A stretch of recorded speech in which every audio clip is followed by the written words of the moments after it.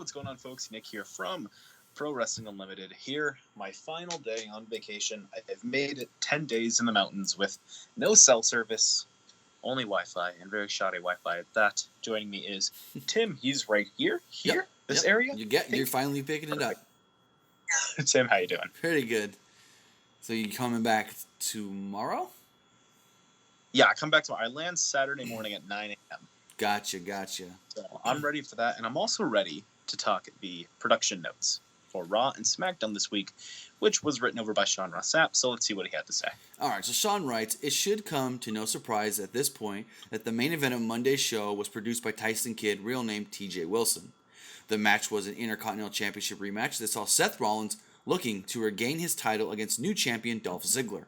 The match received high marks by our own rating system, and is often the case with Seth Rollins matches in general, but certainly seemed to be the trend when Kidd is assigned to them. He goes on to say that... Kidd does good. Huh? Kidd does great when he books his matches. When he's a producer for this, it's phenomenal. He goes on to say the tag team great Michael P.S. Hayes helped put together the opening match of the evening, which saw the Revival take on the super team of Bobby Lashley and Roman Reigns. Which my favorite pro wrestler in the world, what was it, Scott Dawson pinned him? Dash Wilder got the pin. Dash Wilder pinned Roman Reigns. That's incredible. So he says the barely existent match between Matt Hardy and Curtis Axel was assigned to Devon Dudley, and Scott Armstrong was given producer duties of the Authors of Pain match. WCW veteran Fit Finlay and Sarah Stock split the women's matches, with Finlay doing Natalya versus Alexa and Stock taking the 6-woman tag. While there wasn't actually a Mojo Rawley No Way Jose match, Dean Malenko was the producer of that segment. To round things out, Jamie Noble was given the Braun Strowman Kevin Owens versus Constable Corbin Finn Balor match. And did you see the picture of Finn Balor's ass? Yeah, that bruise looked gnarly. That looked rough. That was poor guy. Damn. Poor guy. He goes on. SmackDown. Huh? Oh, go ahead. He goes on to write. Done, but go ahead. Braun's entrance was noted with Money in the Bank briefcase in the script. The title of Raw was The Matchmaker because Kurt's tag team matchups. SmackDown was titled Artistic Liberty. Nakamura had already been factored out of SmackDown by the time the script was given on Tuesday afternoon. Production script telegraphed the return of Alicia Fox and the Authors of Pain, but didn't mention Kane on SmackDown. Non-title matches are referenced to as title-free matches on the script. For some reason, Kurt Angle's first live shot backstage with Sasha was referred to as Happy Talk. Sounds like what my teachers would give me if I'm having a bad day. Right. I like the title free on a non-title match. Yeah, title free matches is a very interesting way to put it. Right. I thought Raw and SmackDown both were decent this week. I thought it was very good. There was clear stories, which I like, which doesn't really happen that often, but there's a clear direction of how things are going, which is a big necessity that we haven't gotten a lot lately. Oh, yeah. The whole thing about, due to Brock's contract, we're not having this match. Due to Vince changing his mind. Yeah, due to Vince changing his mind. It was interesting, but I think Raw and SmackDown this week was really, really good. It flipped my mind on on SmackDown's ability without their big stars. Exactly. And Raw even did good in the ratings as I don't remember the last time this happened, but every hour of Raw this week, every hour of Raw this week actually grew in the number of viewers. That hasn't happened in years. Yeah, that's a big flip right there. And I've said flip enough to where they know where I'm going with this next thing, right? We're going to send you over to an interview with Flip Gordon. Enjoy. Obviously, you're also heavily connected, somewhat disconnected to All In. What kind of a battle has that been as you try to get booked on All In September? It's been very stressful because I just want to be a part of All In. The biggest show in indie history. It's the biggest show of the year. And right now I am not all in. And I've had multiple chances. The most recent was at WrestlePro it was me. It's supposed to be me and Brandy versus MJF and Madison Rain for Cody's golden tickets to All In.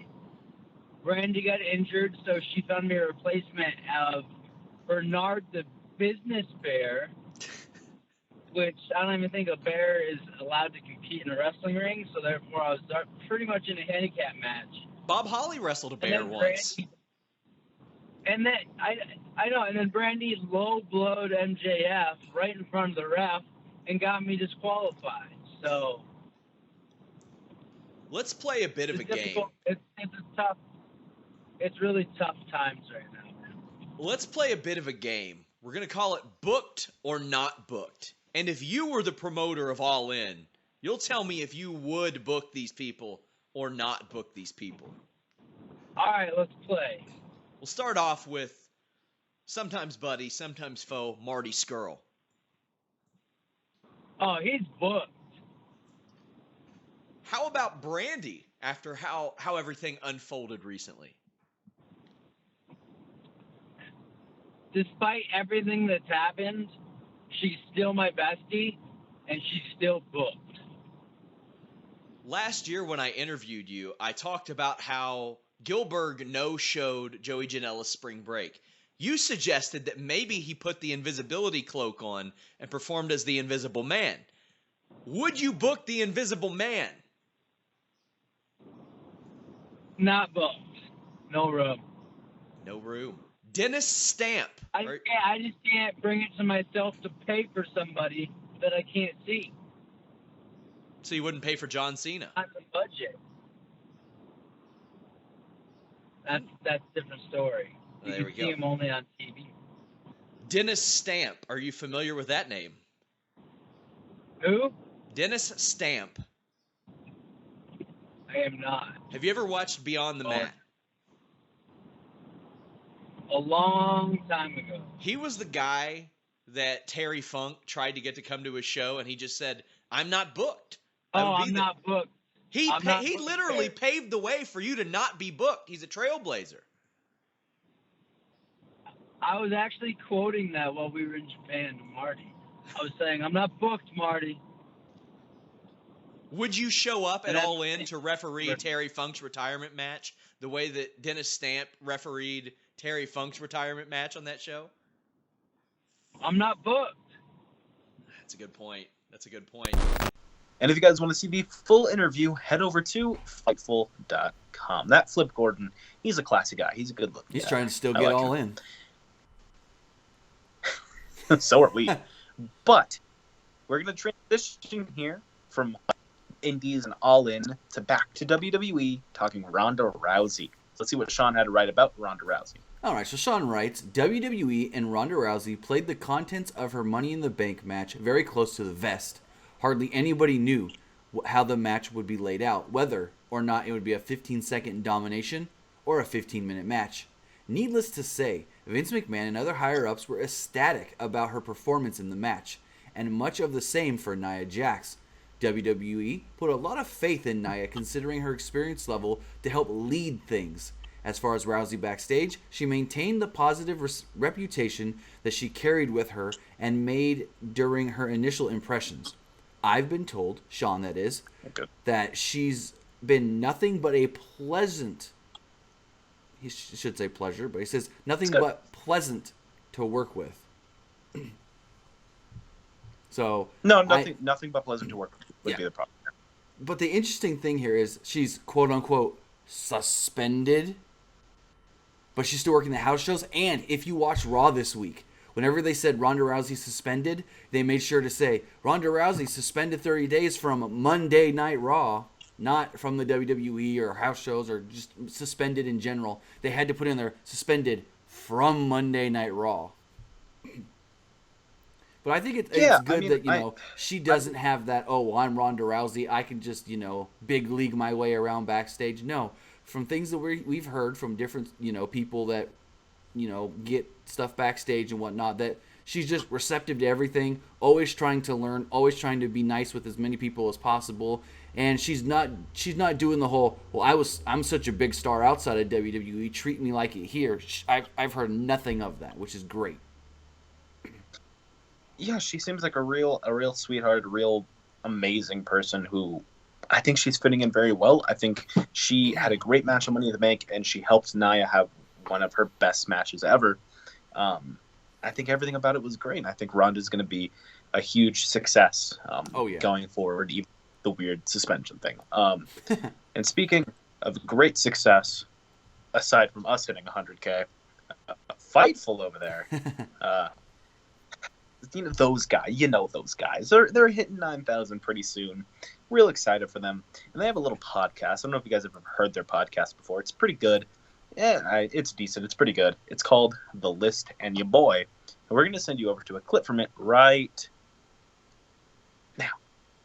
Enjoy. So you know something, Sean? We're doing this on June 27. And I last checked about an hour ago. It's 3 p.m. Eastern right now. I last checked about an hour ago. And WWE stock was at $72.05 for a market cap of $5.56 billion, which is insane. And it's all because yesterday, James Ellsworth got rehired. That's exactly why. And people are stoked about Ellsworth Asuka next week on SmackDown. That's the reason. But aside from that, yesterday, June 26th, they officially announced their new US TV deals. 5 years for Raw on USA Network, 5 years for SmackDown on Fox, moving to Friday nights officially, starting October 4, 2019 on Fox. They actually said in a press release that SmackDown is a flagship show, which I thought was interesting. And they also confirmed it's going to stay 2 hours, and they confirmed it's going to be live, even though we already knew that.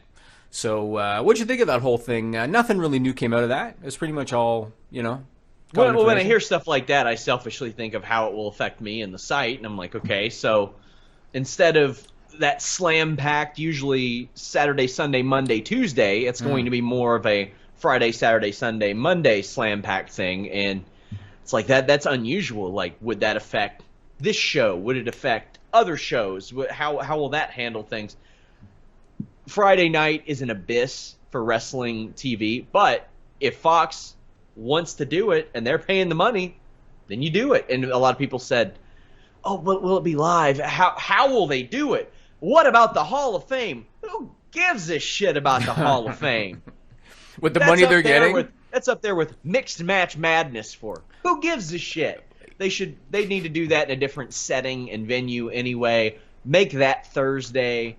I'm more curious as to what this does for companies like, for WrestleMania weekend, companies like Ring of Honor, who would traditionally run Friday, because now you're going to have a show that if you're WWE, you really want to load up that go home SmackDown when events are going to piggyback off of you. There are a lot of falling pieces here, but Friday nights, there we go. So they did a media call this morning, June 27, and as part of that, they provided a PDF presentation. I grabbed one page out of that, which Nigel's going to put up for our video viewers, because I thought this was kind of interesting. So this is a closer look at what they call their key content agreements for their top 7 countries or regions. And those countries or regions are the U.S., Canada, the UK, India, South Africa, Latin America, and the Middle East. And as you can see, if you're a video viewer by this chart here, WWE expects that total revenue from all rights fees deals in these 7 regions is going to increase from $213 million in 2017 to $542 million in 2020. $542 million in 2021. That's insane. Now, they did note that they have deals that they need to re-sign in some of those regions, and thanks to Chris Harrington that provides some of this information. So the UK and India deals are up December of next year. The Latin America deal is up October of next year. The Middle East deal is up at the end of 2019, but they fully expect that they're going to sign all new deals with all those areas. So shouldn't be a problem. It's pretty insane. They can keep signing James Ellsworth new contracts with that kind of money, Sean. They can sign anybody they want at this point. Yeah. And, I always heard, you know who the real doofuses are when you see them say, well, NXT doesn't make money. It's a money loser. It's a money loser. That's an investment so they can produce the amount of talent that they have to continue to make deals like this on the main roster. And, then they can go start a UK tournament. Then they can go start a women's tournament. Then they can start a tag team anything they damn well want. They're going to have NXT South America. They're going to have it.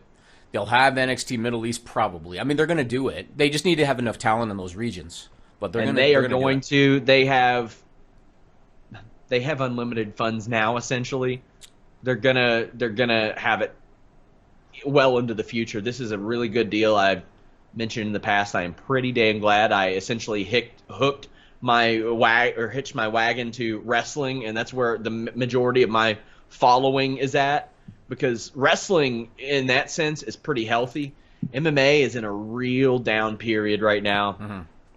And it's funny because Fox just kind of, well, they did what UFC thought was a lowball deal, which essentially was what they offered WWE for a weekly show, 2 hours on Friday. And UFC went and got their own pretty good deal on ESPN. They're going to get a lot more coverage. I think everything that happened works out better for all involved. I think UFC will be healthier on ESPN. I think WWE will be much healthier for SmackDown, at least being on Fox. It's a trade-off, essentially. Well, you're on Fox, but you're giving up Tuesday for Friday and switching your schedule around. I'm optimistic about this move, and I think it's a good one.